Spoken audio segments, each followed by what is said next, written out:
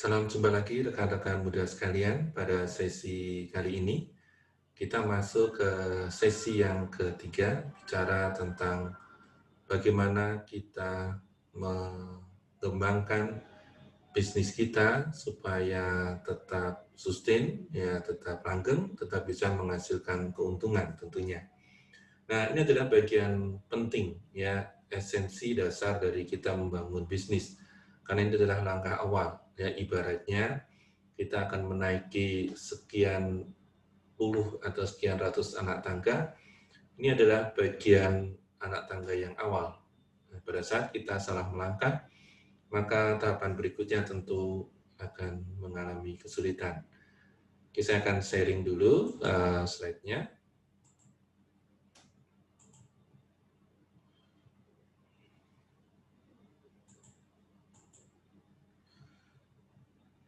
Ya, kita akan masuk ke konsep cara merancang value proposition. Ya, ini adalah bagian penting. Apa sih maknanya? Kita akan masuk ke goal dulu. Tujuan kita mempelajari atau memahami konsep dari value proposition adalah apa yang sebaiknya ditawarkan kepada konsumen, ya, baik itu berupa produk atau jasa. Kita masih ingat ya di sesi yang kedua pada saat kita membahas model bisnis, salah satu elemen mendasar dari model bisnis adalah menentukan apa yang ditawarkan, ya. Nah, harapannya pada sesi ini adalah agar produk atau jasa yang disediakan ya oleh kita sebagai owner dari bisnis, sebagai perintis bisnis, mampu kita jual secara terus-menerus. Dan tentu impian kita adalah produk itu bisa laku sepanjang masa, ya. Sehingga pada konteks bahasa di technopreneurship atau di entrepreneurship bicara tentang bagaimana menentukan value proposition, atau dalam buku atau literatur berbahasa Indonesia kita sering sebut sebagai proposisi nilai. Nah, bagaimana caranya menentukan value proposition di sini? Esensi dasarnya adalah menentukan siapa, ya, bicara tentang konsumen kita, siapa yang akan dilayani kebutuhannya, dan menentukan secara spesifik apa yang diperlukan oleh mereka. Sehingga dalam konteks ini ada dua hal entitas yang perlu kita perhatikan kalau kita bicara dalam konteks berpikir sistem gitu ya. Yang pertama adalah entitas siapa, ya. Siapa itu tentu bicara tentang manusia, ya, konsumen kita, ya, konsumen kita. Yang kedua adalah produk apa yang akan ditawarkan atau jasa apa yang akan ditawarkan, ya.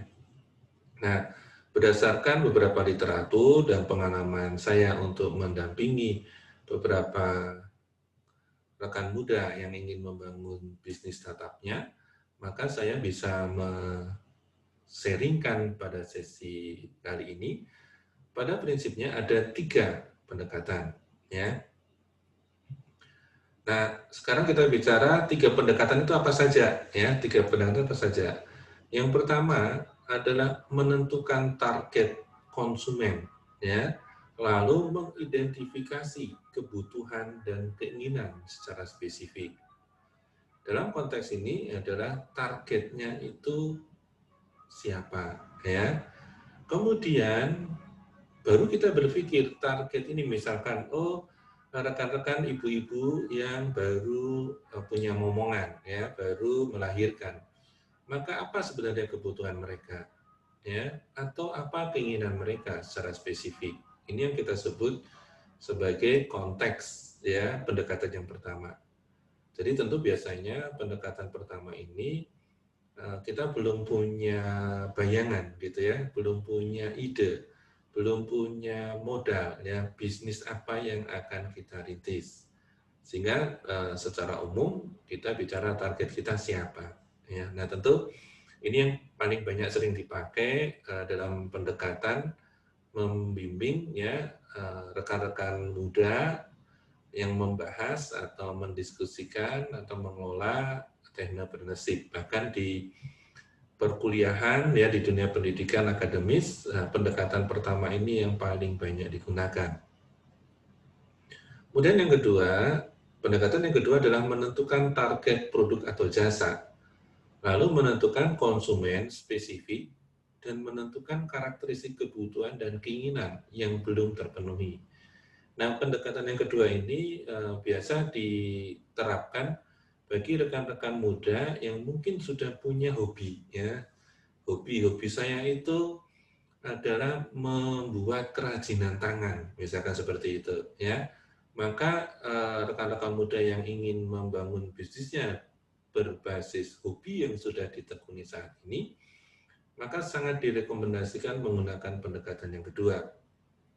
Artinya tadi misalkan ada rekan muda yang hobinya itu membuat kerajinan tangan gitu ya, basisnya kulit atau basisnya bambu atau basisnya rotan, maka untuk merintis bisnis kita tentukan kira-kira yang membutuhkan kerajinan ini siapa ya, kita menentukan konsumennya spesifik ya, apakah konsumen kita wanita atau laki-laki ya, kemudian usianya apakah anak-anak, remaja, dewasa, atau manula. Ya. Setelah kita menentukan konsumennya siapa, maka kita melakukan identifikasi lebih detail terkait dengan kebutuhan dan keinginan mereka yang mungkin hingga saat ini belum terpenuhi oleh produk lain. Nah, tentu saja ini menjadi hal yang menarik gitu ya, karena di pendekatan kedua ini kita sudah punya referensi produk atau jasa yang akan dikembangkan. Atau rekan-rekan muda yang lain yang akan meneruskan usaha dari orang tuanya gitu ya, yang mungkin udah turun-temurun keluarga besar ini menghasilkan produk kerajinan misalkan begitu ya.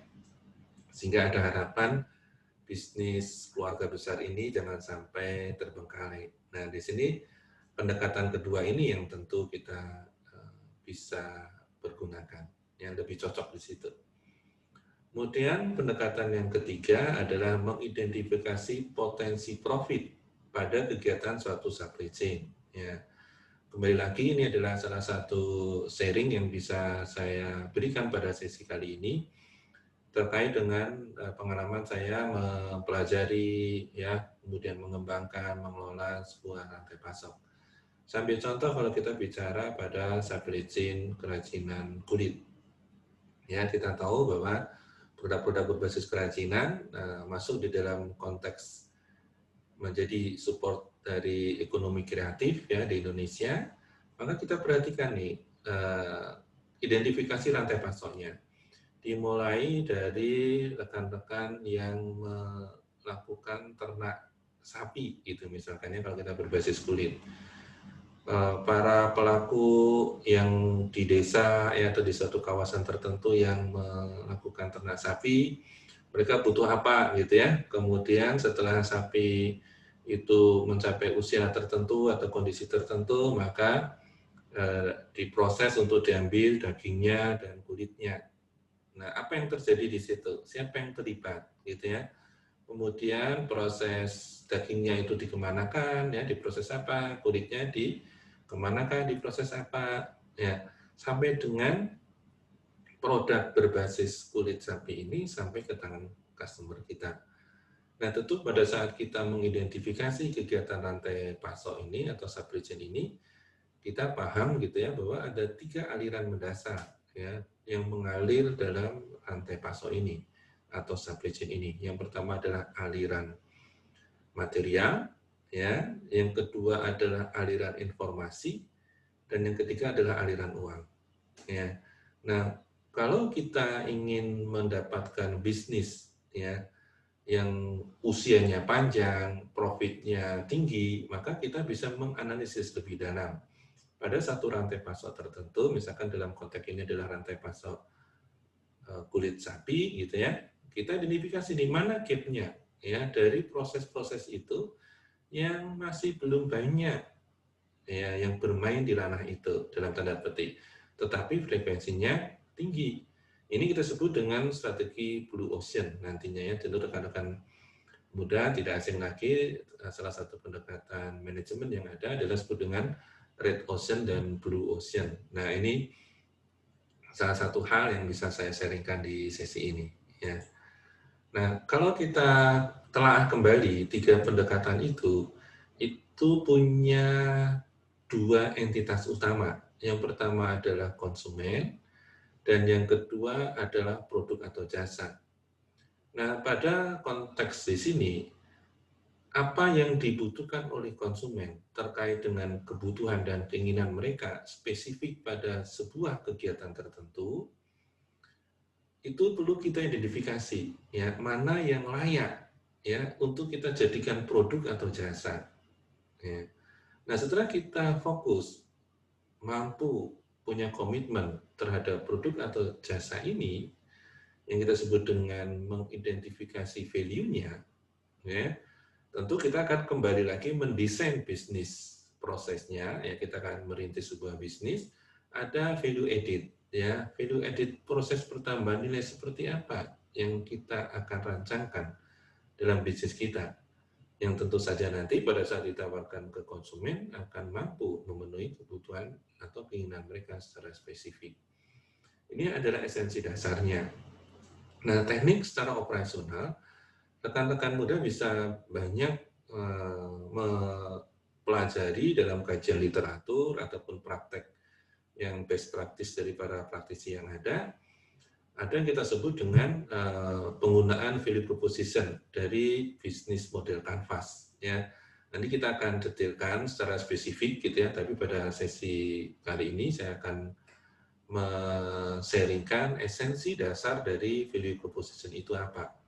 Karena dalam kajian literatur, kajian akademis ataupun kajian para praktisi pendekatannya banyak sekali gitu ya, sehingga pemahaman kita harus kita buka di awal dulu ya, bahwa untuk menemukan value proposition itu tidak hanya satu cara ya, ada banyak cara ya. Dalam pengalaman saya yang membimbing rekan-rekan muda untuk merintis bisnisnya, saya sharingkan pada sesi ini 3 dulu ya. Saya rasa itu ya, semoga sesi kita kali ini membuka wawasan rekan-rekan muda untuk melakukan value proposition yang harapannya nyaman dengan kondisi dari rekan-rekan muda sekalian.